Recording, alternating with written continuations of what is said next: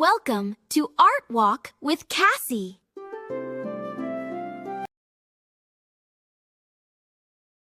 Stand before Rodin's sculpture, and the first thing you notice is that his figures do not rest calmly in ideal poses.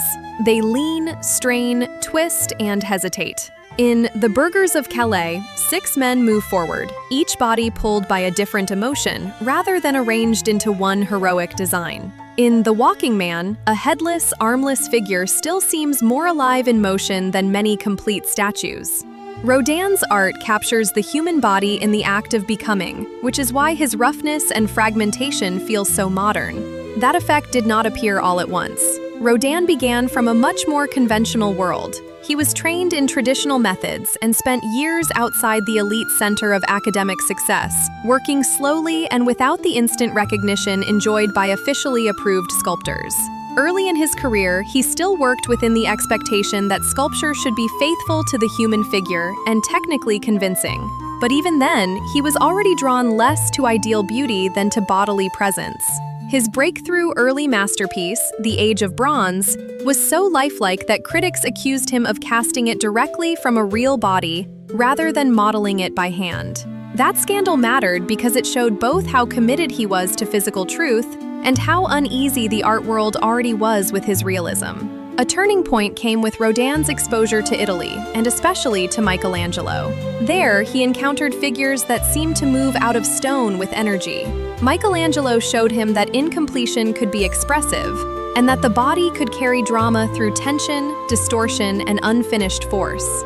After this, Rodin moved further away from the polished surfaces and ideal balance favored by academic sculpture. He did not abandon the figure, but he stopped treating the figure as something that had to look closed, smooth, and complete. Instead, he demonstrated movement, thought, and emotional conflict. His middle career shows this change most clearly. In The Burghers of Calais, Rodin rejected the standard public monument. He gave the city 6 men who looked exhausted, afraid, and internally divided. Their robes hang heavily, and their bodies seem burdened by moral choice. Rodin intentionally roughened surfaces, broke up contours, and refused a single triumphant pose because he wanted to show confliction. In his later career, Rodin pushed even further. Monument to Balzac abandoned normal likeness. Critics mocked it because they expected a recognizable literary hero, and instead received a towering, robe-like form that seemed almost abstract. But Rodin was not failing to represent Balzac. He was representing genius as mass, intensity, and inner power. Likewise, in works such as The Walking Man, he showed that a fragment could express life more powerfully than a complete academic figure. Missing arms or a missing head did not weaken the sculpture.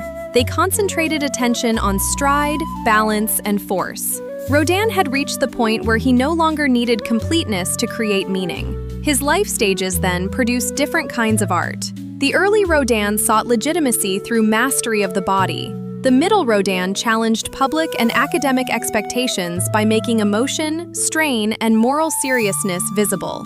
The late Rodin treated sculpture as a process, a fragment, and a suggestion, allowing roughness and incompletion to carry expressive weight. Across these stages, he moved from demonstrating skill within inherited conventions to expressing the meaning behind. Rodin's style changed because he came to believe that conventional perfection was not honest enough for modern life. Smooth academic forms suggested stability, harmony, and closure. But the modern world of the late 19th century was unstable and tense. Rodin answered the fragmented world with fragmented figures. Applied more broadly to modern art, Rodin's transformation becomes a model for innovation through rebellion. Modern artists often do not reject tradition out of a lack of technique. They rebel because inherited forms no longer seem capable of expressing new realities. Rodin did this in sculpture, just as Manet did in painting, Cézanne in structure, and later Picasso in fragmentation. The pattern is the same. First, an artist learns the old language, then discovers its limits, then breaks it open. Innovation begins when polish is no longer enough. So, Rodin's move toward abstraction and intentional imperfection is not just a change in personal style. It marks a larger modern principle. Rebellion in art is often a search for honesty. When old standards become too narrow, artists distort, fragment, roughen, and simplify form in order to make it speak again. Rodin's sculptures still have bodies, but they refuse the old promise that beauty must be smooth and complete. In doing so, they help define modern art itself, art that chooses expressive truth over obedient finish. So much for today. I'm so glad you could make it. I'll see you soon. Take care. Bye.